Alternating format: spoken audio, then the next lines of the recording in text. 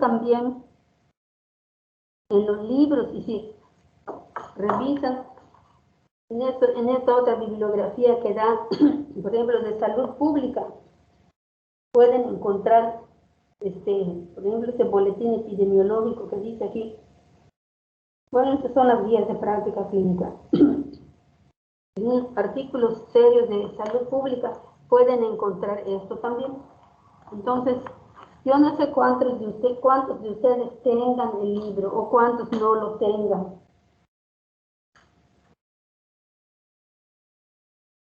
Doctora, yo solo pude conseguir la edición 18. ¿Dónde la conseguiste o cómo? Me pasaron un PDF. ¿En tu computadora? Sí. Bueno, yo solamente estoy conversando con ustedes. Si entre ustedes como grupo se quieren ayudar, pero esto es una conversación, quiero que quede bien claro. Quiero que quede bien claro. Osmar, Daniel, Ligia, Elífar, Elías, Carmen, Estefanía, Ana, Alexandra, Daniel, Ricardo, Ana Cristina, Jordi, Sarife, David Arquel y otros que dicen aquí más 6 y que no se ven. Que quede bien claro que no estoy ordenando nada, ni exigiendo nada. ¿Estamos de acuerdo? ¿Estamos claros? Sí, doctora. Sí, doctora.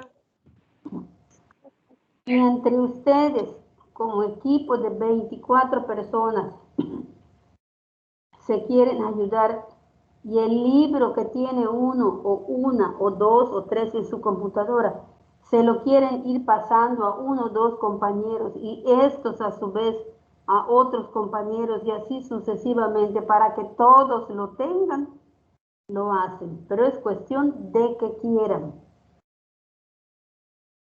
Yo no estoy ordenando absolutamente nada.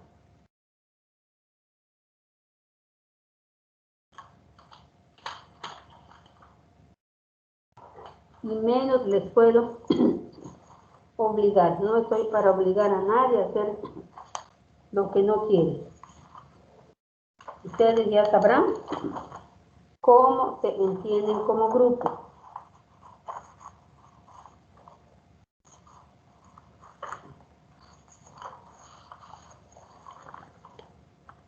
Así que ustedes dirán.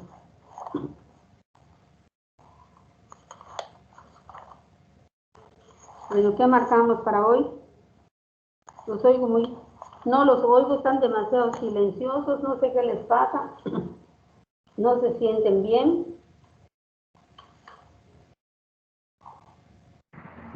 ¿Qué les preocupa?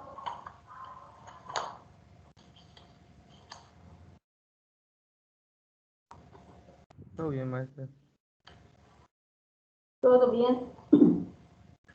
Sí, maestra, todo bien. No, eso espero, eso espero.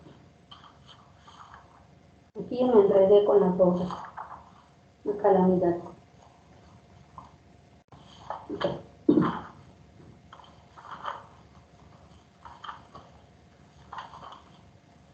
Encontré la bibliografía y ahorita ya la perdí.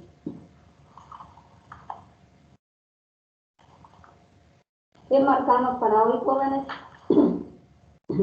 Continuar con hongos. Igual una presentación que creo que usted nos iba a dar que no se pudo ver ayer, no sé si nos va a presentar hoy o ya no. Sí, rapidito. ¿Quién tiene mis diapositivas? Ileana, que me está ayudando. ¿Está ella? Sí, doctora, ahora los proyecto. Está bien, muchas gracias. Es muy rapidito esto. Así que tengan listo lo de hongos, helmintos y protozoos, protozoarios. Es un complemento de lo que ustedes dijeron ayer, de lo que se revisó ayer. Ya ¿Cómo dices? se logra ver bien. Sí, ya lo vi. Yo puedo poner avanzar, Liliana. O tú eres la que lo pone.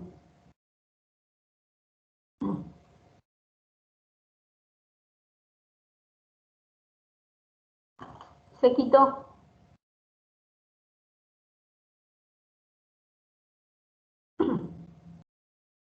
El encargado de grabar la clase, ¿quién es?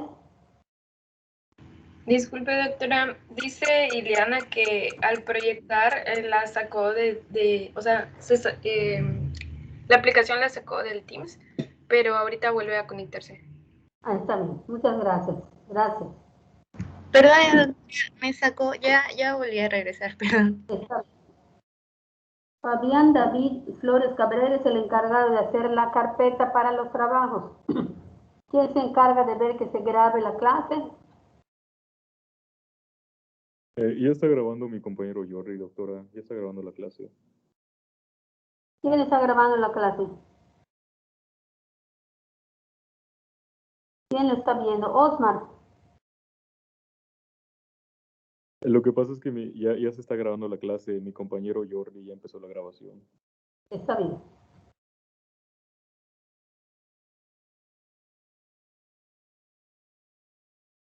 ¿A él se lo habíamos pedido o a ti, Osmar? No creo que a nadie se lo había pedido. ¿Te puedes encargar tú, Jordi, de checar que se grabe? Sí, doctora, está bien. Gracias. Para que las tengamos y porque además la facultad lo pide como una evidencia para la, creo que acreditación. Bueno, tú puedes seguirlas pasando, Eliana, o yo, dice aquí una de 8, o yo las paso. Creo que tú, ¿no? Sí, creo que yo, doctora. Está bien, adelante entonces. Bueno, esta es la perspectiva histórica de la infectología, que es una rama de la medicina interna, como dijimos ayer. Pues desde que existe el ser humano en el mundo, mucho antes ya existían bacterias, hongos, virus y probablemente los protozoarios y hasta los gusanos, los helmintos, pero al menos virus, bacterias y hongos sí. En el siglo XIX, con el paso de los años y de los siglos, pues no se avanzó poco, pero ya en el siglo XIX, fíjense, no hace mucho tiempo, con los trabajos de Louis Pasteur y Roberto Koch, que es el que descubrió la bacteria de la tuberculosis, se logró la evidencia de que los microorganismos eran causantes directos de las infecciones. Ya les dije que Roberto Koch descubrió el bacilo de la tuberculosis y a este Louis Pasteur se le debe la pasteurización de la leche, al quitarse todo lo que pudiera hacerle daño al ser humano. Ya pasando al siglo XX, se identificaron los microorganismos causantes de muchas de las enfermedades infecciosas. Se descubrieron los antibióticos, hubo más avance.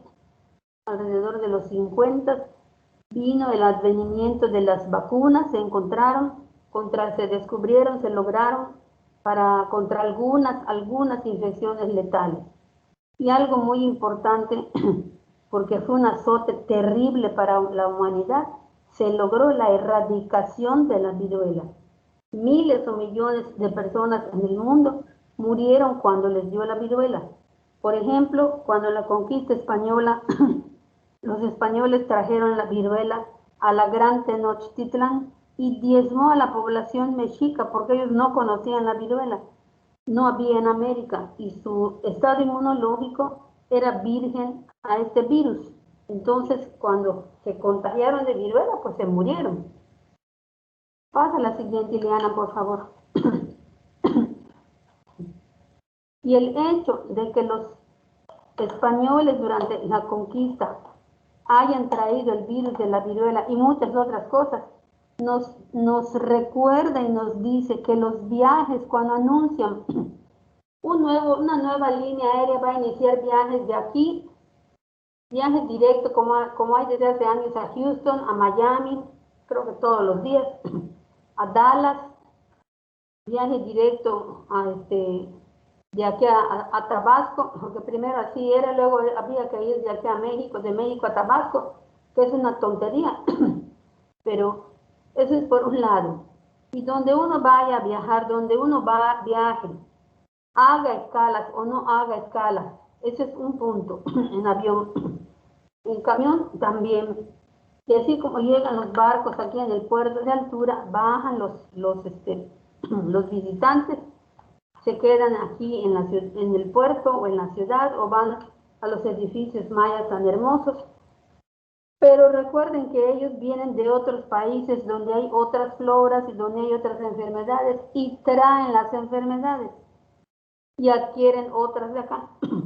Así que los viajes son una excelente manera de llevar enfermedades de un lugar a otro, microorganismos de un lugar a otro.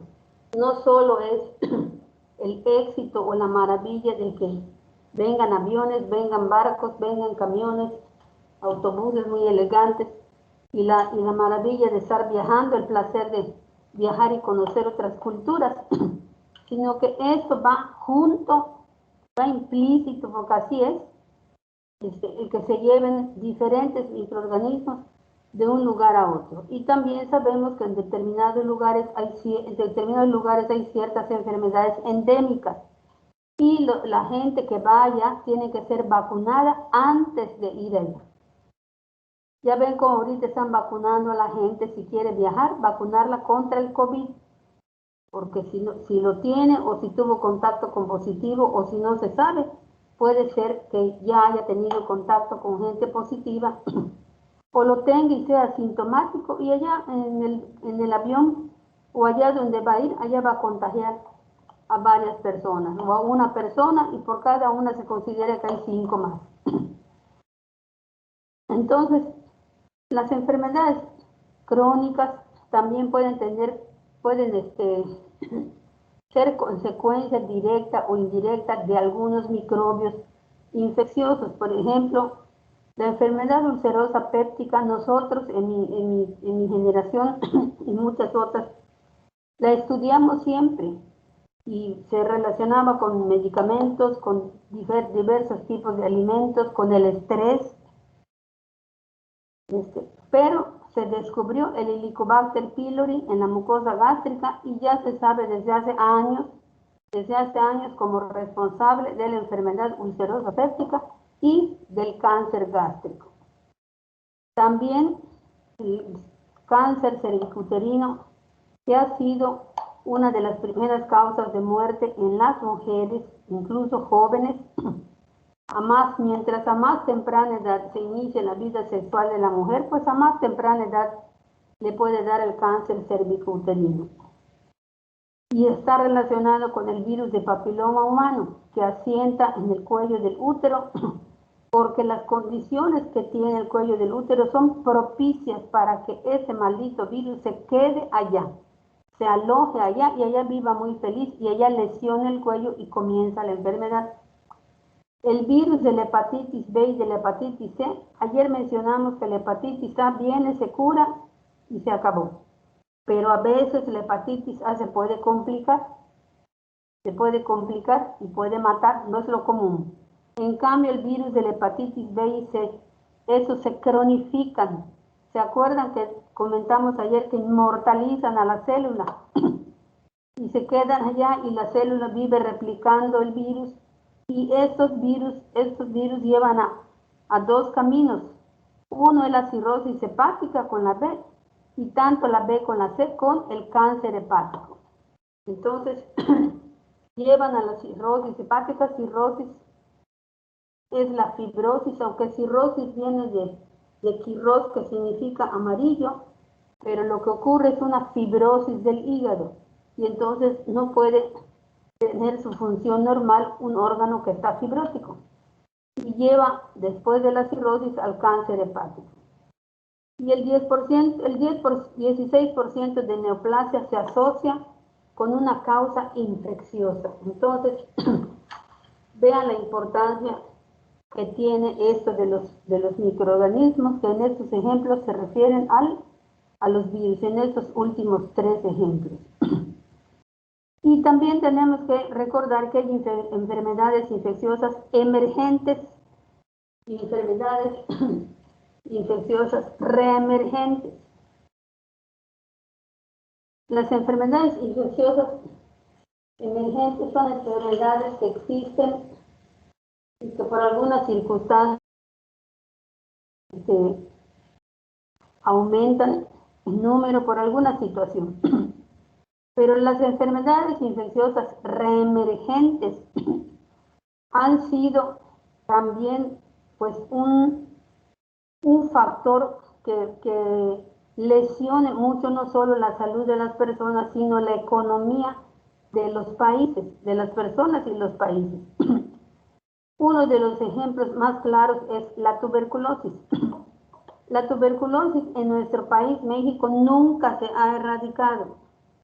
Hay mucha pobreza, hay mucho alcoholismo, hay mucha diabetes, son factores que la favorecen. Y en Estados Unidos, pues sí, ya estaba erradicada, o lo que habría sido insignificante, pero cuando apareció el SIDA, el virus del VIH, y la gente se contagió y empezó a padecer, a tener la inmunodepresión, y con eso las enfermedades, la tuberculosis que se había ido en Estados Unidos y en otros países del primer mundo regresó, reemergió. Por eso se llama enfermedades reemergentes. En cambio en México pues no reemergió, porque en México no se había erradicado, pero sí hubo muchos más casos de tuberculosis cuando el SIDA apareció. Entonces aquí nosotros vimos un paciente que tenía un tuberculoma, o sea, tenía la tuberculosis en cerebro, tenía una lesión que se pensó que era un tumor, una neoplasia, o sea, un cáncer, pero luego se descubrió que era un tuberculoma. No habíamos visto un tuberculoma en los años de trabajo aquí, hasta que un paciente con SIDA se vino a ingresar porque tenía manifestaciones neurológicas, y entonces lo vio el neurólogo, el infectólogo, se tomó muestra de líquido cefalorraquídeo, se hicieron pruebas y el paciente era positivo para tuberculosis. Entonces era un tuberculoma. Tenemos también la gripe pandémica, y también el virus del ébola y del Zika, que está en otros países, pero que pues el Zika ya vieron que llegó con nosotros y se asocia con microcefalia en los pequeñitos, a quienes cuyas mamás les da la enfermedad cuando están embarazadas, y eso es una cosa terrible, porque vienen con microcefalia y esos niños, pues qué futuro van a tener. Y el virus del ébola es mortal. Puedes pasar la siguiente, por favor. Y aquí pues es lo de los viajes que les decía yo. Es fabuloso irse de viaje, pero sirve también para la propagación de las enfermedades. La Yersinia pestis, por ejemplo, se extendió en las rutas comerciales, fíjense, en el siglo XIV. Viruela y sarampión lo trajeron los exploradores europeos, siglos XV y XVI. La pandemia de influenza propagada por maniobras militares en el 18, muchos de esos militares, incluso cuando estaba el famoso Napoleón, muchas de sus tropas fueron diezmadas por esto.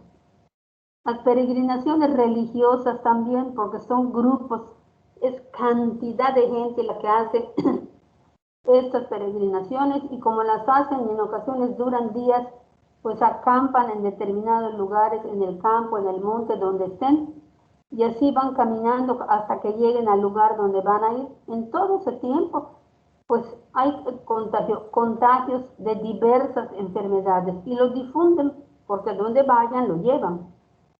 la introducción del cólera que no había en Haití y llegó en Haití, que es uno de los países, el país más pobre del mundo, y que ahorita ha sido lastimado por un terremoto y ha sido lastimado también por ese ciclón que se está acercando aquí y que según dicen en la noche debe pegar a la península de Yucatán. Entonces, el cólera es una cosa terrible. Cuando hubo la epidemia aquí hace años, pues en el pueblo, en la ciudad, porque ya es ciudad de Umam por la cantidad de habitantes, fue una cosa terrible por la cantidad de gente que padeció el cólera. Aquí en el municipio de Mérida también y en otras partes del estado también. Aquí en el hospital, en una tarde, en mi turno de trabajo, subimos en medicina interna solo nosotros a 25 pacientes que tenían esa diarrea característica del cólera. Entonces, pacientes chocados, pacientes diabéticos, pacientes, uno tenía asma, otro tenía dolor abdominal y se pensó que era parte de lo mismo y no, tenía un cuadro de colecistitis, otros, había un asmático igual, cuyo broncoespasmo se desencadenó, pero fue una cosa terrible porque además es contagioso, tienen que estar poniendo paños, tapetes con cloro, lavarse las manos a cada rato, ponerse cloro. Bueno, la piel quedó muy lastimada, precisamente hablando de cuando se lava uno mucho las manos, creo que se acuerdan de lo de ayer. La piel de todos nosotros quedó muy lastimada porque había que lavarse las manos, desinfectarse. Y pues eso, si la gente no es atendida a tiempo o no logra llegar a tiempo, la gente muere de choque hipovolémico. La transmisión del ébola cuando llegó hasta los Estados Unidos, ahorita ya comenzó otra vez allá en el África, ya hubo casos. El brote emergente del famoso Zika que ya mencioné hace un rato. El chikungunya también, transmisión de persona a persona o por vectores. El chikungunya y el Zika. ¿Algunos de ustedes les dio chikungunya hace unos 5 años? A mí no, doctora. ¿Algún familiar? No que yo sepa. ¿Y los demás qué dicen? Yo estaba en la prepa y como 5 compañeros se contagiaron de Zika. De De Zika. chikungunya. De chikungunya. ¿Y algún familiar, todos los demás, alguien En mi caso, doctora, mis papás se contagiaron. se contagiaron? ¿Quién más? A mí me dio, doctora. ¿Quién habla? Estefanía. ¿Y cómo te sentiste, Estefanía?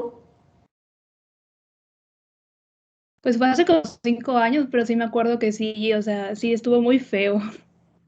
¿Qué te pasó? ¿Qué sentías? Pues me acuerdo que fue chikungunya, me acuerdo que me llené de ronchas y tenía mucha temperatura y como que dolor de todo el cuerpo. Es más o menos de lo que me acuerdo. Así es, así es. A mí me dio igual, mucho dolor, vine a trabajar normal y luego me empecé a sentir extraña. Como que pesaba mi espalda, mis brazos, cansancio, como si estuviera yo cargando el refrigerador en mis espaldas, imagínense. Y ya después no podía yo agarrar absolutamente nada, ni la cuchara para comer, y no tienes ni hambre, fiebre, un rash generalizado con mucho prurito, fiebre hasta de 39, casi 40 grados, y mucha gente estuvo así. Entonces, pues hay que cuidarse de todas estas cosas. Vamos a pasar a la siguiente, por favor, Iliana. Bueno, y en cuanto a estas enfermedades virales que se han logrado erradicar, como la viruela, el sarampión, que gracias a la vacuna pues ha logrado frenar. Ustedes, por ejemplo, creo que no les ha dado varicela, no viruela, porque la viruela se erradicó hace muchísimos años. No les ha dado varicela, no les ha dado sarampión. Si hay alguno, pues me lo dicen. Sin embargo, Doctora, sí. a mí me ha dado varicela en el 2019, no hace mucho. ¿Te dio varicela? Sí, Así doctora, y es. contagié a mis 2 hermanas. Así es. Estos virus, pues se considera que están guardados por los gobiernos de países muy poderosos. Así que el bioterrorismo se utilizan para eso, o por eso están guardados. El miedo o la amenaza del bioterrorismo siempre está latente en los países y en el mundo entero. ¿Por qué? Pues es una amenaza para la salud pública y para la vida de las personas. Y la resistencia antimicrobiana pues apareció también contra diversos microorganismos como el Mycobacterium tuberculosis, del que han existido a través del tiempo diferentes esquemas de manejo, combinaciones de fármacos contra el Mycobacterium tuberculosis porque se puede hacer resistente, el Staphylococcus aureus, el Streptococcus pneumoniae, el Plasmodium y el VIH. Pues para todo tipo de infecciones causadas por microorganismos, por virus, por hongos, tiene que hacerse un uso racional de antibióticos y en el caso de los virus, pues de antivirales y ver de qué manera hacerlo así muy racionalmente y adecuadamente para evitar precisamente la resistencia antimicrobiana. Porque si se hace resistente, por ejemplo, el Mycobacterium tuberculosis, que en muchísimos pacientes ha ocurrido, el paciente se puede morir. Además,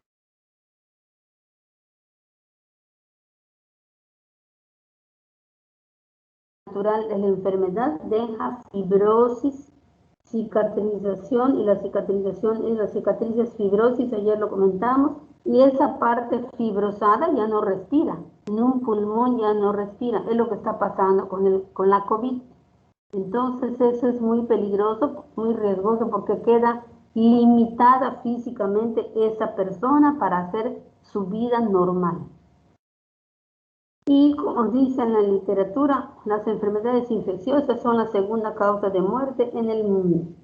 Podemos pasar a la siguiente, ya estamos terminando, o ya terminamos. Y la perspectiva molecular de la patogenicidad microbiana, pues ustedes la dijeron el primer día o el segundo día, que la humanidad ha convivido, evolucionado y se ha asociado íntimamente con los microorganismos en una relación simbiótica y mutualista porque ambos son beneficiados.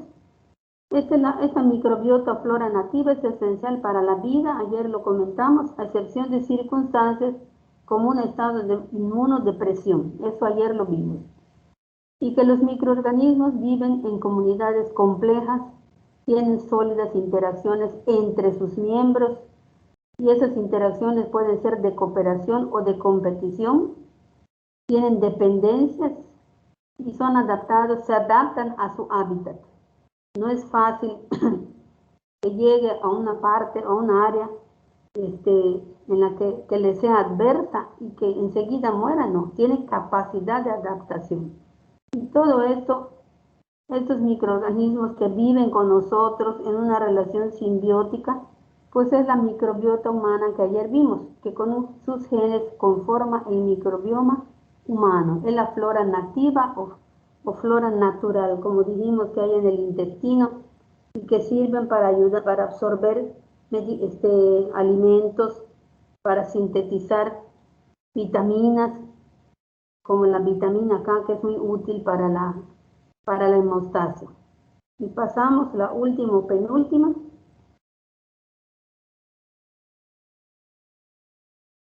También lo mencionaron ayer, el humano está colonizado por 50 billones de bacterias, incontables virus, hongos y arqueobacterias, que son las más antiguas y que viven en lugares totalmente inhóspitos, como dije ayer, en géiseres, en aguas muy profundas del mar, donde ni llega la luz, en lodazales, en aguas negras, o sea, en lugares donde la vida no es posible, pues ellas viven allá y son antiquísimas, por eso se llama arqueobacterias. Y el principal reservorio de los microorganismos pues es el tubo digestivo, lo marcamos tarea para hoy, la vía genital femenina, la cavidad oral también se marcó hoy y la rinofaringe. La flora nativa está conformada por Staphylococcus aureus, Streptococcus pneumoniae, con neumococo, que es la causa de la neumonía adquirida en la comunidad, y la Pseudomonas aeruginosa, que es agresiva cuando hay un factor que favorece su multiplicación y la agresión al organismo. Y estrictamente patógenos pues son la Neisseria gonorrea, que se transmite por vía sexual, y que una persona que tiene gonorrea, si tiene relaciones sexuales con otras, le deja la gonorrea ya, y así va corriendo. Y esa persona debe de lavar su ropa en un lugar totalmente aparte, además de que lo primerito que debe de hacer es acudir con el médico para que lo traten, porque si no lo va a diseminar, y su ropa se lava totalmente aparte. Imagínense lavar la ropa de los niños en el mismo lugar, y tiene que cuidarse de no tocar a sus niños si tiene la enfermedad, ya sea varón o ya sea mujer.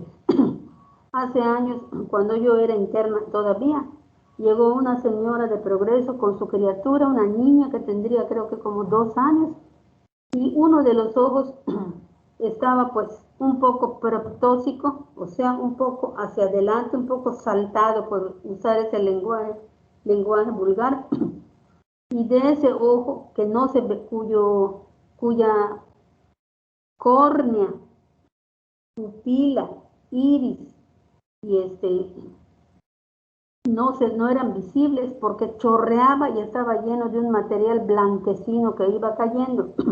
Hablamos a nuestro maestro de pediatría, de urgencias pediátricas, y con solo acechar y ver, dijo, este ojo tiene gonorrea, contagiarán a la criatura y debe ser la mamá. Entonces, pues había que hablar a salubridad, que en ese tiempo allá lo veían, en la Secretaría de Salud, y cuando lo escuchó la mamá en un momento de descuido en que estamos haciendo el trabajo y viendo que atienden a la niña, pues cogió a la niña y se escapó. Pero ese ojo ya estaba perdido. El virus de la rabia también. Esos baños de piscina son excelentes para contagiarse de hongos, de gente que tenga gonorrea y se baña allá, de muchas cosas, para micosis de oídos. Y es importante conocer la flora nativa de cada sitio específico para, uno, interpretar adecuadamente los resultados de los cultivos cuando se hagan estos. 2, para seleccionar el tratamiento específico, ya sea empírico, considerando la probabilidad de microorganismo. Cuando el cultivo salga o se haga la tinción de Gram, si es Gram positivo o negativo, si en caso de bacterias, pues entonces el tratamiento ya no será empírico, será dirigido. Pero hay situaciones en las que no se puede dejar al paciente hasta que salga el resultado del cultivo, que tarda varios días. Y entonces, pues hay que dar un tratamiento empírico, pero que sea racional, aunque sea empírico, con buenas bases sobre el interrogatorio y la exploración física del paciente. Uso racional de antibióticos, ya se dijo, y minimizar los efectos adversos que en los microbios pueden causar pues el uso de los antibióticos, ya sea uno o sean varios, como barrer la flora o la microbiota que tenemos. Y la última diapositiva, por favor, Liliana. Creo que ya, esta fue la última. Esta fue la última, doctora. La otra está en blanco. Sí, muchísimas gracias. Muchas gracias. Pues, que nos digan entonces cómo está constituida la flora de las fosas nasales. ¿A quién se lo marcamos?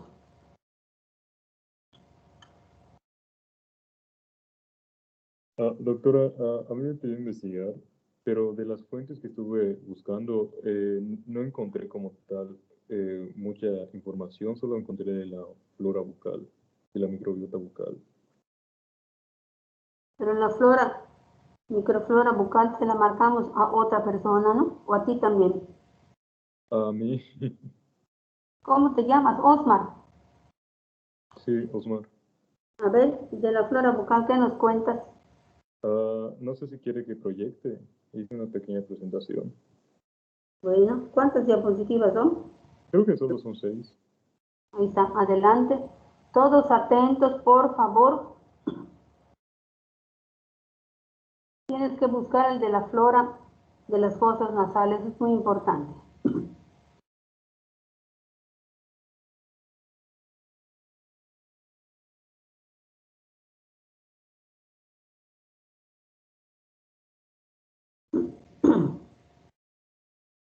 Sí, un momento, ahorita presento rapidito. Sí.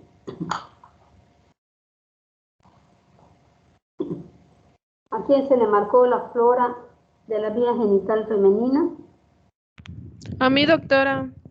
¿Cómo te llamas? Carmen Alejandra. Carmen.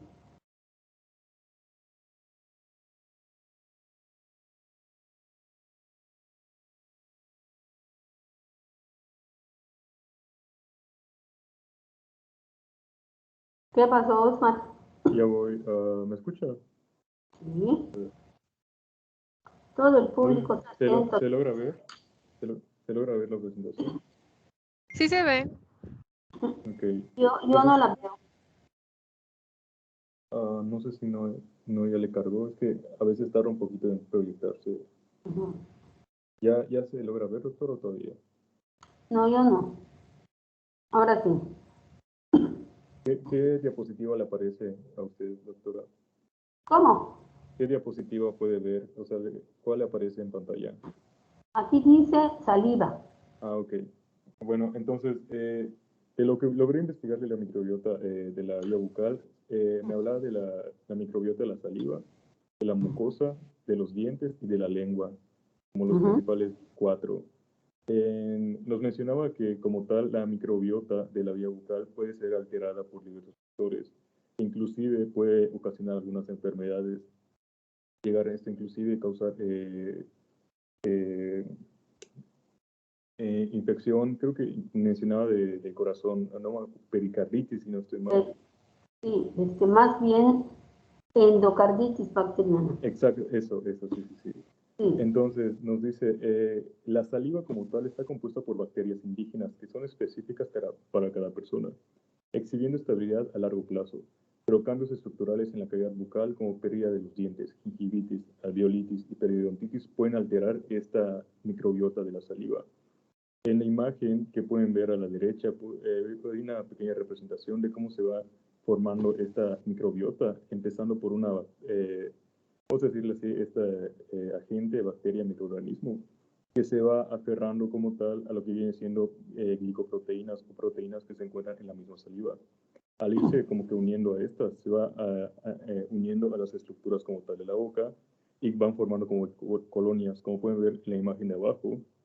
Hay una acumulación bacteriana y crecimiento. En este caso, pues nos habla de una colonización primaria. Así sucede igual con diversos patógenos, pero es como que una representación que puede buscar en situación de agentes de la microbiota normal del ser humano, cómo se van formando estas colonias, por así decirlo. Ok, nos mencionaba también que predominan los cocos gram positivos anaerobios facultativos alrededor del 44%. Los cocos gram negativos anaerobios estrictos, como la Bellonella, creo que es el Streptococcus, predomina el 15%. Los bacilos anaerobios facultativos gram positivos, el 15%, que son los actinomices, si no estoy mal. Y otro factor muy importante es que la saliva como tal contiene proteínas y péptidos que tienen actividad antimicrobiana. Entre ellos resalta la lactoferrina, las cistatinas, entre otros. Entonces, ¿qué sucede con estos péptidos y proteínas que tiene la saliva? Ayuda a limitar el excesivo crecimiento de alguna flora no deseada en la saliva o en la boca. Entonces, como que un equilibrio debe de haber entre las glicoproteínas antimicrobianas y la microbiota de la cavidad bucal. ¿Qué quiere decir esto de, sí, perdón, ¿qué quiere decir esto de los, ahí lo tienes acá, cocos gram positivos anaerobios facultativos? ¿Qué quiere decir anaerobios facultativos? Si no estoy mal, es que viven en un ambiente sin aire, o sea, no necesitan oxígeno, perdón, y los facultativos creo que es, tengo entendido que es como un término medio, que pueden y a la vez no vivir tanto en aerobio como anaerobio. No. Exactamente. Tienen capacidad para vivir sin oxígeno y con oxígeno. Okay. Estos anaerobios, que son netamente anaerobios, son muy agresivos. Son muy agresivos y entonces, fíjate, si están en la boca y piensas, ya mencionaste la endocarditis bacteriana, que generalmente pues es por estreptococos, por ejemplo. Pero si tenemos microorganismos en la boca que son agresivos, piensen que esto de la boca puede pasar a otros órganos, como tú bien mencionaste hace un rato. Cuando todos dormimos en condiciones normales, cuando todas las personas duermen en condiciones normales, broncoaspiramos durante el sueño. Pero eso es normal y la cantidad es muy pequeña. Pero si una persona está comiendo, está anolando un dulce, está comiendo algo lo que esté comiendo, y se atraganta o broncoaspira más bien, ¿qué significa broncoaspirar? Que lo que está en la boca pasa a la vía aérea, porque los reflejos que tiene o el reflejo que tiene el epiglotis falló por alguna razón. Por ejemplo, en un paciente que está alcoholizado, sus reflejos de la deglución ya no son no están normal. El que está drogado, el que está adormilado por algún medicamento, el que está durmiendo también, o el que le ponen algo en la boca o se mete algo en la boca que está caliente o que le lastima, empieza a toser y broncoaspira. Pues esos cocos gram positivos anaerobios se van a la vía respiratoria. ¿Y qué van a ocasionar en la vía respiratoria, Osmar? Posiblemente alguna infección o neumonía. Exactamente. Van a ocasionar una infección que generalmente es una neumonía. Pero no es una neumonía adquirida en la comunidad por el neumococo, que eso no le quita gravedad. La neumonía es una situación grave. Esto es más grave porque es una bacteria que es anaerobia y es más agresiva. Incluso pueden irse varios microorganismos allá y otros anaerobios y ocasionar una neumonía necrotizante, o sea, necrosar el tejido pulmonar, o bien hacer un absceso en el pulmón. Entonces, vean la importancia de conocer la microbiota de los distintos sitios corporales, de la nariz, de la boca, de la vía genital. ¿Se dan cuenta de la importancia?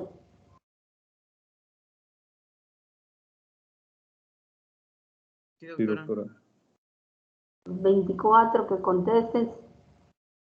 ¿Se dan cuenta de la importancia? José Ibrahim Loría, Josué Valdés, Ligia, Maiteo, Osmar está presentando, Ricardo, Sarife, Elías.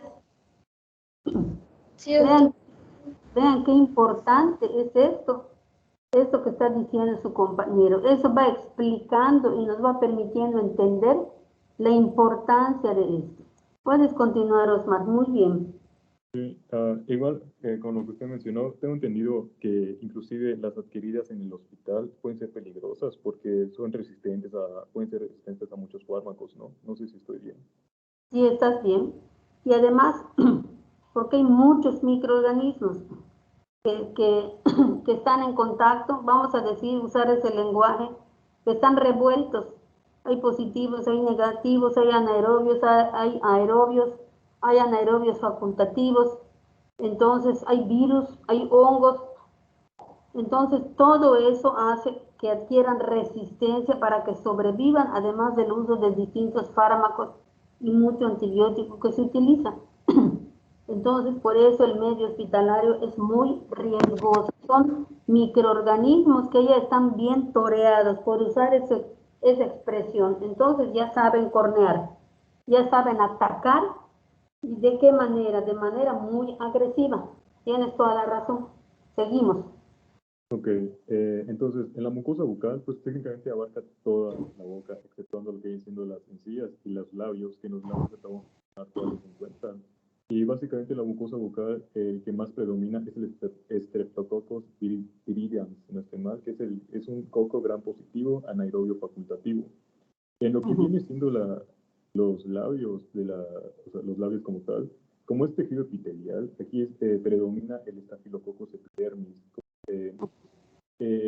Y en lo que viene siendo la región de transición entre los labios y ya la mucosa, está también ya el Streptococcus viridans. Entonces, como que esos dos predominan, inclusive cuando nosotros nos mojamos la lengua con la saliva, entonces es como que una combinación de ambos como tal en la región de los labios. Así es. Esa es la razón por la que uno jamás en la vida debe ir a besar a un nené cuando nace. Algunos de ustedes se acuerdan cuando nació un hermanito suyo, o tienen un sobrinito, tienen sobrinitos. Cuando nace un nené, toda la familia lo quiere ir a ver. ¿Para qué lo van a ver? Si el niño ni cuenta se da, ni siquiera ve sombras nada más. No conoce a nadie, no tiene conciencia todavía. Entonces y lo van a besar. Es una puerqueza hacer eso. Y le llevan todos esos microorganismos a la criatura. O le besan las manitas. Jamás en la vida se visita una criaturita y menos se le toca. Porque todo lo que tenemos en la flora se lo vamos a pasar. Y entonces él trae su propia flora, pero es virgen a todo tipo de infecciones. Entonces vamos a llevarles únicamente eso. Así que ustedes pues se lo pueden decir a sus familias para que protejan a las criaturitas que puedan nacer en su familia. Me acuerdo cuando nacieron mis sobrinos y mi hija, mi mamá se paró en la puerta y no permitió que ningún familiar entrara. Para empezar, a nadie se le invitó. Pero como supieron que nacieron, pues fueron a ver. Nadie entró nunca. Hasta que cumplieron 1 año y medio. Entonces hay que protegerlos precisamente por eso. Y dense cuenta de todo esto. Ustedes que son muy jóvenes, tienen una novia, luego tienen otra, y la novia tiene un enamorado, y luego tiene otro enamorado, y allá pues hay besos, hay caricias, y todo eso están intercambiando sus floras. Recuérdenlo muy bien. Se tienen que cuidar, pero muy, muy bien. Se los digo con todo el respeto que ustedes se merecen. Pero son muy jóvenes y pues lo sé. Seguimos, Osmar. Está yendo muy bien. Ok, nos mencionaba igual la región del paladar blando, y esta como está relacionada con las vías respiratorias, puede haber otros tipos de microorganismos como son los Streptococcus pyogenes y los Streptococcus viridans, también como el Amniophilus, no sé si así se pronuncia. Entonces, en el paladar blando, en esta región específicamente, pues puede haber esta combinación con estos microorganismos. Y lo que viene siendo ya igual en la región bucal, predominan igual los filos, como son los firmicutes, los pretobacterias, las bacteroides, las actinobacterias. Y nos mencionaba que el tener esta buena higiene bucal nos protege contra agentes patógenos, como son la treponema denticola y la Fusobacterium nucleatum. Entonces, es importante tener una buena higiene bucal, porque inclusive estos mecanismos defienden contra ciertos agentes. Entonces, esto es bastante importante, aunque también pueden contribuir a que hayan lo que, si no estoy mal, son las caries, que es lo que ahorita la siguiente que voy a mencionar.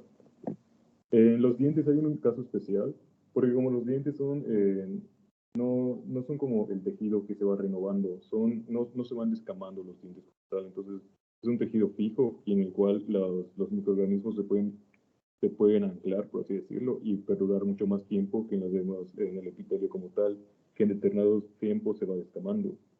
Los dientes no. Entonces nos menciona, como un sustrato para la formación de biopelículas, las superficies de los dientes son más complejas. El esmalte de los dientes en la boca se recubre por una película salival, mientras que las raíces pueden estar recubiertas con proteínas salivales y de suero. Entonces, ¿cómo es el mecanismo como tal para que se van anclando o juntando los microorganismos?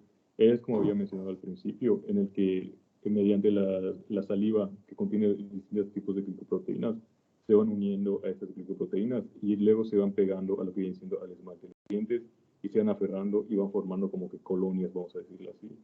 En resumen, ¿no? O sea, en términos muy generales, porque ya leo en otra información, me mencionaba como que específicamente cómo se va uniendo, mediante qué iones, mediante qué enlaces y todo eso, pero siento que eso no va al tema como tal.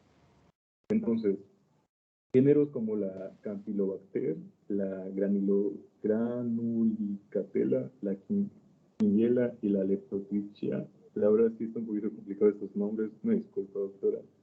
Entonces, se han asociado con los dientes libres de caries en preescolares y escolares en los niños como tal. Especialmente el que predomina es el Streptococcus sanguinis, que predomina en la dentadura, sea a nivel de la placa dentaria, y el Streptococcus mitis se adhiere tanto a los dientes como a las mucosas. Este se me hizo un poquito más relevante porque adhiere a ambos estirpes, vamos a decirlo así. Entre los gérmenes anaerobios gram positivos pueden hallarse los Actinomyces streptococcus a nivel de la placa y algunas especies de Lactobacillus en menor cantidad. Entonces, el que en los dientes predomina es el Streptococcus sanguineus y el Streptococcus mitis. Y por último, y no menos importante, tenemos la lengua. Esto es muy interesante porque como la lengua tiene distintas estructuras y papilas como tal, esto contribuye a la buena colonización y a la microbiota como tal de esta región. Entonces nos dice que aproximadamente 45% son cocos gram positivos anaerobios facultativos, entre los cuales destacan el Streptococcus salivarius, el Streptococcus mitis y el Streptococcus mucilaginosus. Y como último dato, nos mencionaba que como tal la lengua ha sido el que más predomina, porque como tal la mucosa de la lengua y ciertas amígdalas, a su vez como puede albergar muchísimos microorganismos, esta es la que confiere gran proporción de esos microorganismos a la saliva, como que esta región va surgiendo y pues se van acoplando a la saliva. Cocos gram negativos, gram negativos sí, anaerobios estrictos, los bacilos gram positivos anaerobios facultativos son los que igual pueden predominar, solo que en menor cantidad, en 16 y 12%. Lactobacilos, Bacterius, Amiopelius, Haemophilus son otros que se encuentran en mucho menor cantidad. Entonces, realmente la lengua como tal, al encontrarse predominantemente en la boca, es donde, y al tener las amígdalas, las estructuras y todas las glándulas, pues es como que el lugar donde más predomina y más importante donde se encuentran estos microorganismos. Y por ello es importante igual tener una buena higiene para no contribuir a que se vaya formando alguna infección o algunas caries, entre otros tipos de patógenos que se van acumulando debido a una mala higiene bucal. Y pues básicamente es lo que pude investigar al respecto. Está bien, muy bien. Y aquí estamos viendo cómo se prueban los distintos sabores: dulce, salado, ácido y amargo. Y aquí entra el nervio facial. ¿Qué otro nervio entra? El glosofaringeo. El glosofaringeo. Y para la movilidad de la lengua, un nervio motor, netamente motor, ¿cuál es? El facial. No. Trigémino. No, motor para la lengua, No me acuerdo. ¿Hipogloso? Exacto, el 12º es hipogloso, el hipogloso mayor. Netamente es motor para los movimientos de la lengua. Donde le pedimos al paciente saque la lengua, llévela hacia arriba, llévela hacia los lados, hacia sus mejillas, por dentro, empujan y nosotros empujamos por fuera y él pone resistencia. Entonces, esa es la última. Sí, era la última, doctora. Sí. Pues está muy bien lo que presentaste, Osmar. Te felicito, está muy bien. Y entonces te quiero pedir algo. De verdad, muy bien presentado. Pusiste lo que lo que se debe de poner. Es muy útil, tiene de primera importancia. Y te pido, si no tienes inconveniente, que se lo mandes a todo el equipo y que me incluyas a mí si eres tan amable. Sí, doctora. Se lo mandaré a usted igual. Muchas gracias. Muy bien presentado.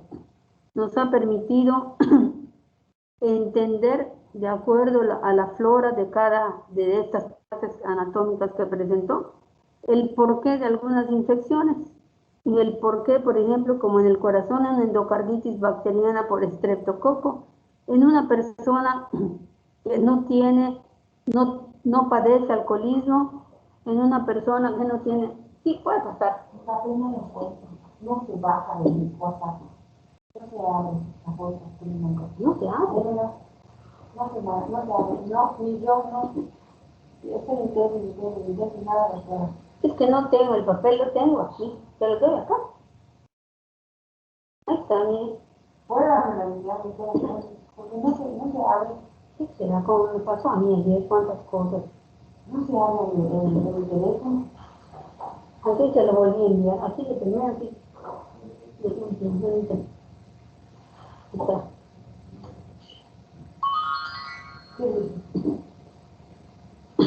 Puse profesores titulares del internado de pregrado. Permítame un momentito.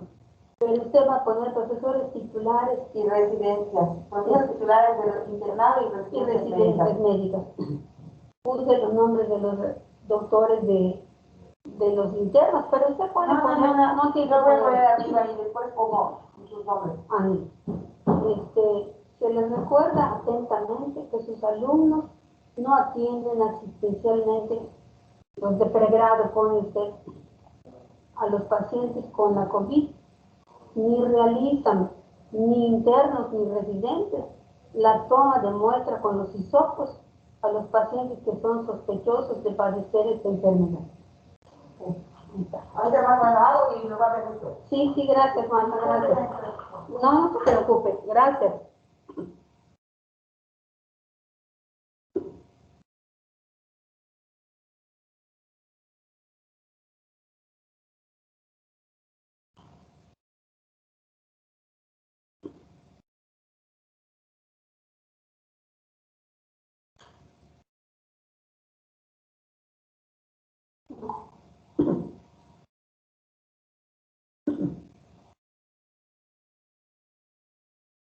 Vamos a terminar un poco antes, me acaban de enviar la doctora que me ve, adelanta la cita a las 12. Y también la Facultad del Servicio Médico, muchas cosas por la posibilidad de la entrada del ciclón categoría 1 a la península de Yucatán, y pues con lluvias y vientos, pues todos nos tenemos que estar pendientes y alertas. Más vale prevenir que tener que lamentar. Estén ustedes pendientes también para asesorar a su familia. Entonces, muy bien por Osmar, su trabajo estuvo muy bien hecho. Pueden decir lo de la microflora de la vía genital y ya lo dejamos para que yo me vaya corriendo a mi consulta. Carmen. Sí, doctora, solamente que el mío no es una presentación, sino es un documento Word. No sé si haya problema con ello. Ningún problema, ningún problema. Ok, entonces ahorita lo proyecto. Claro, ningún problema hay. Aquí lo importante es cumplir con el trabajo, hacerlo con gusto y cumplir con lo que pide la Facultad de Medicina y yo asesorándoles para que ustedes aprendan. Está bien, doctora. ¿Se puede ver mi pantalla? Yo sí la veo. Ok, pues sí, ya voy a comenzar. Bueno, pues me tocó investigar sobre la microbiota del tracto genital femenino y en este caso, pues en mi investigación se dividió en dos, en la microbiota vaginal y en la uterina, o también conocida como endometrial. La microbiota vaginal, pues tiene una concentración bacteriana de aproximadamente 10 a 8 microorganismos por milímetro en la vagina, lo cual consiste en el 9% de la carga bacteriana total en los humanos. Tiene una población dominante de Lactobacillus, que es mayormente el 90% de toda la carga bacteriana, y pues se encarga de la producción principalmente de ácido láctico, así como el peróxido de oxígeno, bacteriocinas, glucógeno y glicerol con el fin de acidificar el ambiente, teniendo propiedades como la protección de la mucosa ante patógenos, el mantenimiento de un ecosistema saludable para minimizar el riesgo de infecciones, Está relacionado positivamente con la implantación de embriones en los ciclos de fecundación in vitro, y etc. Y actúa como una barrera mecánica que al unirse a la superficie de las células vaginales, pues evita la entrada de otros patógenos. También, aparte de los lactobacillus, también están los filotipos más comunes de los lactobacillus. Sí, y el más importante, no más importante, sino que se le atribuye la mayor producción de ácido láctico es la L. crispatus, y aquí tenemos otros 3. La composición de la microbiota se verá afectada por el grupo étnico, el estilo de vida, la fase del ciclo menstrual, la edad, entre otros, teniendo características como que las mujeres africanas e hispanas tienen una menor cantidad de lactobacillus, siendo más, provocando que estas mujeres sean un grupo de riesgo para abortos espontáneos y otras infecciones. También hay un dato que se recalca, que durante la niñez la microbiota estará constituida principalmente por anaerobios y la Escherichia coli. O Escherichia coli, como quieras. Y pues durante el estado hipoestrogénico endógeno de la menopausia habrá una disminución en la cantidad de lactobacillus. Entonces es más fácil que haya infecciones en la menopausia. Sí. Y además pues aquí de los cambios propios, resequedad de la vagina, su elasticidad cambia, los estrógenos, pues son una maravilla en el cuerpo de la mujer por la piel, la tersura de la piel, por la elevación de las HDL que nos protegen de la cardiopatía isquémica, pero pues no son una bendición en el caso de la menstruación, eso es una maldición. Sí, doctora. Y aquí tengo un cuadro en donde pues están las características de la microbiota vaginal, en donde tenemos un perfil saludable, en donde pues tiene que haber los lactobacillus y los que mencioné como ejemplos, y pues un perfil desfavorable, en donde todos los que se mencionan aquí pues pueden dar a una infección a nivel vaginal. Perfil saludable, lactobacillus. Están los otros microorganismos, y aquí dice aumento del ácido láctico, disminución del pH, o sea que el pH debe ser ácido, como ya mencionaste, para que la vagina el tejido vaginal esté protegido. Sí, doctor. O sea, más resistente. O sea, está el nombre de ella, pero pues no es su teléfono. Es mi mamá. Entonces, sería... ¿Qué fue el volumen? Ah, sí, doctora. Bueno, pues eso es el perfil general de la microbiota vaginal, y ahorita voy a pasar con la uterina. El mecanismo de entrada bacteriana a la cavidad uterina es gracias a la bomba peristáltica uterina natural, donde ocurre el peristaltismo, que tiene la principal función de promover el transporte espermático desde el canal cervical al útero. Por lo tanto, van a compartir como una misma microbiota. Pero pues el estudio de la cavidad uterina es difícil debido pues a su difícil acceso, la aparente baja abundancia de bacterias en el útero, la dificultad para cultivarlo en laboratorio y la posibilidad de contaminación de las muestras. Así es. Pero pues de los estudios que se han hecho, las bacterias más abundantes son las firmicutes, sobre todo que los lactobacilos son los más constantes en los diferentes estudios que se han realizado. Los bacteriodetes, los proteobacterias y los actinobacterias son otros que igual son de abundancia. Y aquí hay un listado en donde hay bacterias en menores proporciones, como estreptococos, estafilococos, etc. Y pues se teoriza que la microbiota uterina pues modula la funcionalidad endometrial, haciendo que se van vinculados con la alteración de la estabilidad genómica del epitelio uterino a través de la modulación de los factores de transcripción y otras alteraciones genómicas y epigenéticas que pueden conducir posteriormente a la apoptosis y autofagia.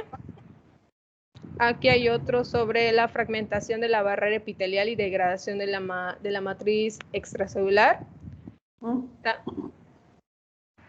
También se menciona la secreción de metabolitos por los microbios, generación de especies reactivas de oxígeno y cambios en el pH del microambiente uterino.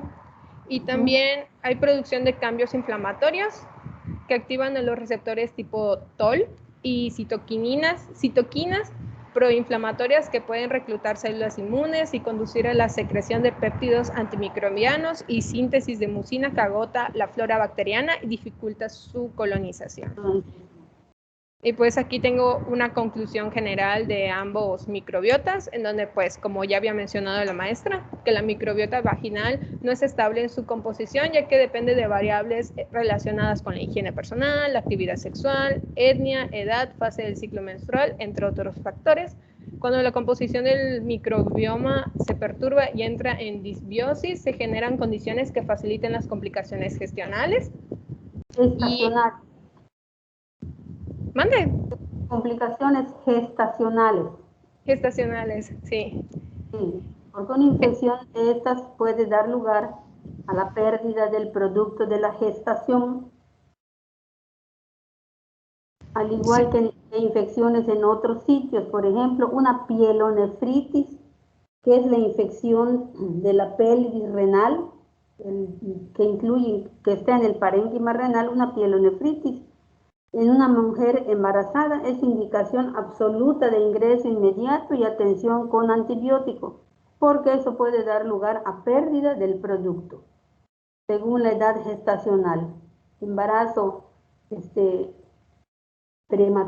parto prematuro, o pérdida, o un aborto por la infección que tiene. Entonces hay que tener mucho cuidado con todo esto. Ustedes se están dando cuenta de la importancia de todo eso. Sigue, está muy bien.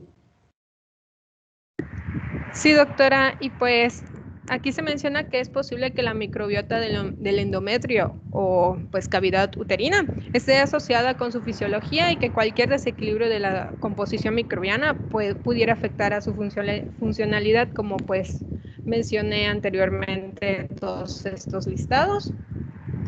Y pues una vagina y un endometrio saludable se asocia a un perfil en el que los lactobacillus suponen el 90% de las bacterias.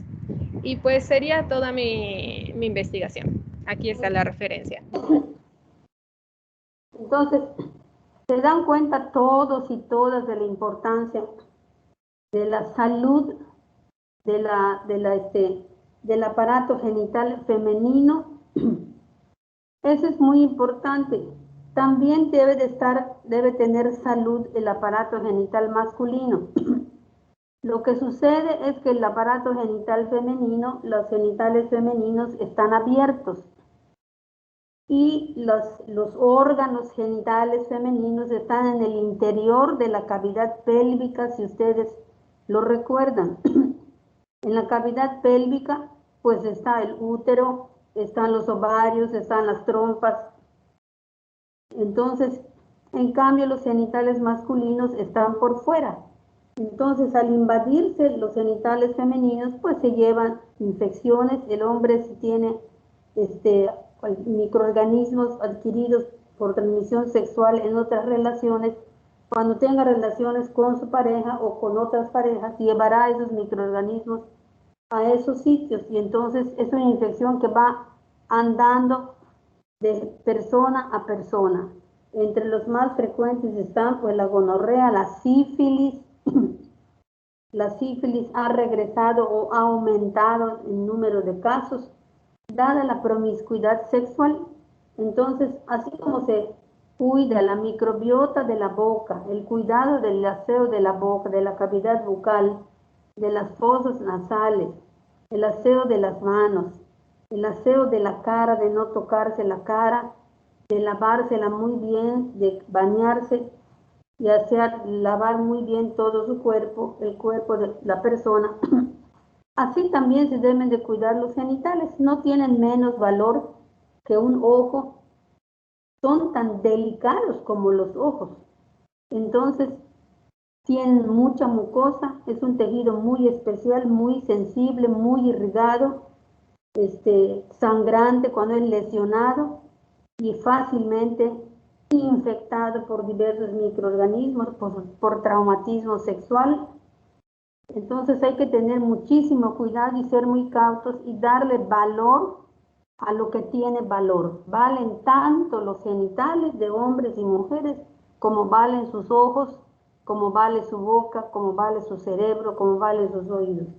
Y no sentir o pensar que tienen menos valor y que no importa lo que pase allá, es la moda y podemos ser promiscuos. No debe de ser, la higiene debe ser general y comenzar por el encéfalo, pensando bien lo que se va a hacer. Pues está bien, estoy contenta con lo que han presentado, nos han dicho lo que deben de decir y nos permite entender el porqué de las infecciones. Mujeres que hacen una infección vaginal, una vaginitis, y empiezan con secreción vaginal de color blancuzco, o sea, tiene leucorrea, tiene prurito, tiene ardor vaginal, consulta, le dan su tratamiento, pero ¿dónde está la pareja para que le den el tratamiento también? Si no, cuando vuelva a tener relaciones, otra vez vuelve a comenzar ella con la vaginitis. Entonces tiene que darle pareja a los dos.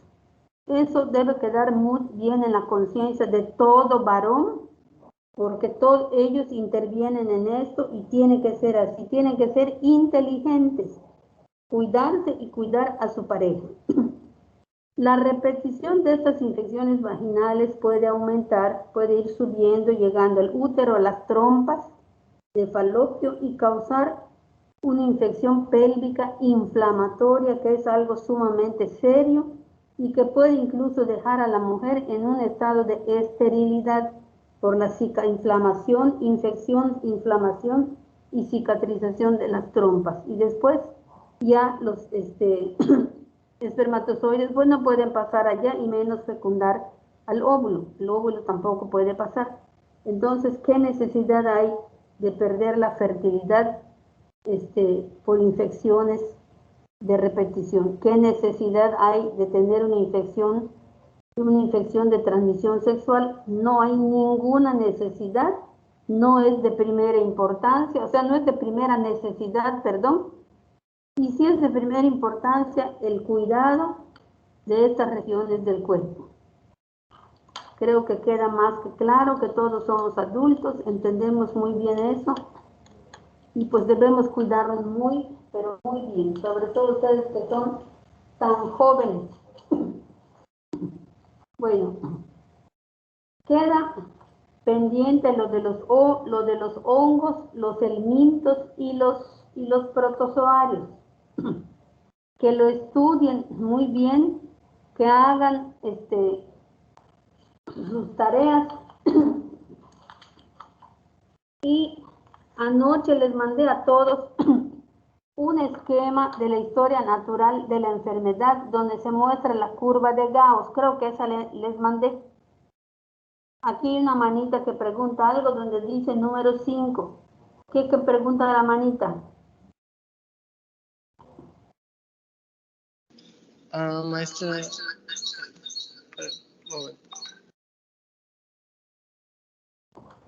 ¿Qué pasó? No se escucha bien. Ya, le iba a preguntar que si igual es que a mí me tocó exponer los pH de los jabones, que si también se va a hacer hoy o para mañana. Lo podemos ver el lunes. Ok. No, mañana es jueves y debemos tener clases. ¿De acuerdo? ¿No es así?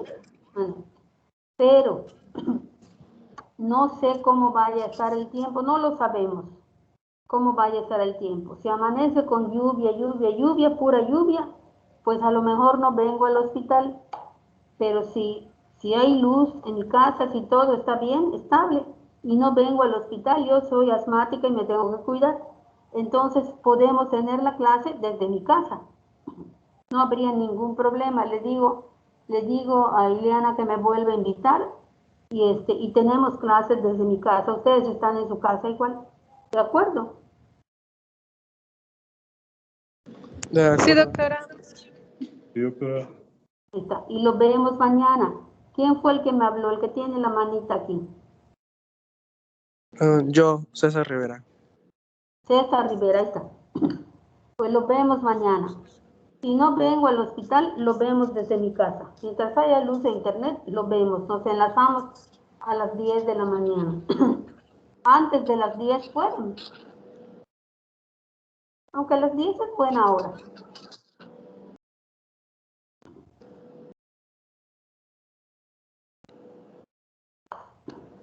¿Les parece? Sí, yo siento que está bien a las 10. Sí, pero... Está bien. Sí. No vayas a pensar que no le doy importancia. Sí le doy. Si no me hubieran adelantado la consulta, pero ahorita me avisó la doctora.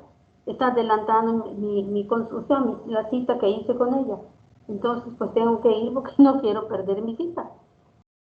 Sí, Pero claro. todo lo que ustedes preparen es muy importante.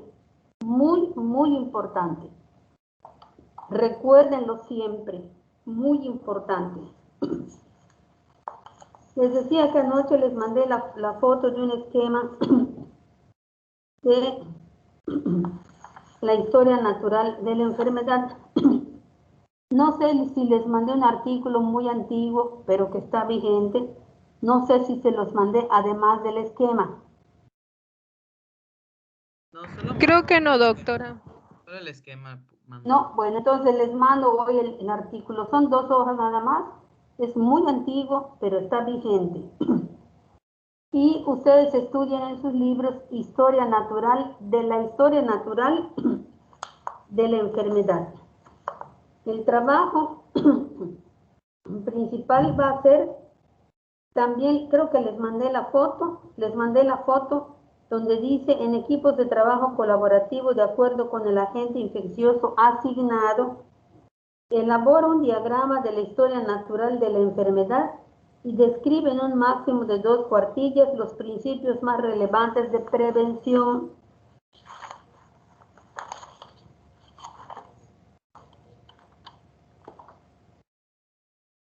A ver, de prevención, ¿cómo está eso? De prevención, diagnóstico y tratamiento, prevención, diagnóstico y tratamiento en los 3 niveles de atención, primer nivel, segundo y tercero. El tercer nivel es de las especialidades. El segundo nivel también, pero el tercer nivel pues es de especialidades más elevadas. Adjuntar esa actividad en la plataforma. Cada equipo comparte en el grupo de Teams su primera aportación en la fecha señalada, indicando el nombre del agente asignado mediante la nomenclatura indicada. Y creo que les mandé eso de no equipo, número de equipo, _ agente infeccioso.doc. ¿Se los mandé? Sí, maestra. Dice número 3. En sesión presencial diagonal sincrónica, se discute y se analiza cada diagrama del tema correspondiente. 4. De manera individual, responder el examen de cada contenido. Este examen estará disponible en la plataforma. Pues ahí está. Mecanismos de evasión de la respuesta inmune. Aquí entra todo eso de bacterias, virus, hongos, protozoarios y helmintos. Luego, adhesión, mecanismo de daño celular. Esto es en la patogenia de enfermedades infecciosas. Luego, comprende los mecanismos fisiopatogénicos de los agentes infecciosos más frecuentes en el primer nivel de atención. Y luego viene la historia natural de la enfermedad. Explica el contexto de la historia natural de las enfermedades infecciosas más frecuentes en el primer nivel de atención, periodos prepatogénico y patogénico, horizontes subclínico y clínico, y niveles de prevención, aprendizaje autónomo y reflexivo, y aprendizaje mediado por la tecnología de la información y de la comunicación. Entonces, que repasen muy bien lo que vimos de bacterias, virus, hongos, virus, Faltaron los hongos también, ¿verdad? Sí, doctora. Sí. Hongos, protozoarios y helmintos, que lo estudien bien. Y si gustan, lo que prepararon me lo pueden mandar a mi WhatsApp para que yo lo vaya checando ya. Y estudien los mecanismos fisiopatogénicos de esos agentes. La adhesión, allá en el caso de los virus se vio cómo se adhieren a la membrana de la célula, así lo van a ver con los demás. Mecanismos de daño celular, mecanismos de evasión de la respuesta inmune, y lo demás que ya les dije, periodos prepatogénico y patogénico, horizonte subclínico y clínico y niveles de prevención. Entonces, hoy voy a pensar con calma, espero que la situación lo permita, pero yo encontraré el momento de infecciones más comunes. Pues una es el catarro común o coriza, que es una infección de vías aéreas superiores, la neumonía, la hepatitis A, y yo les voy diciendo, ya se formaron los equipos, esténse pendientes y de acuerdo, trabajen bien para que los trabajos salgan muy bien y en el examen salgan muy bien. Voy a comunicarme con algunos de mis compañeros, de los doctores, aunque no tengo mucha relación con ellos, porque nunca los veo. Y no, pues no los conozco muy bien. ¿Qué infecciones más frecuentes? Pero el catarro común, la coriza, la diarrea infecciosa, por ejemplo, por E. coli, hay diarrea de origen viral también. Yo lo vería y se los digo, la neumonía es frecuente, es común, la hepatitis A y son 4 equipos, ¿verdad, jóvenes?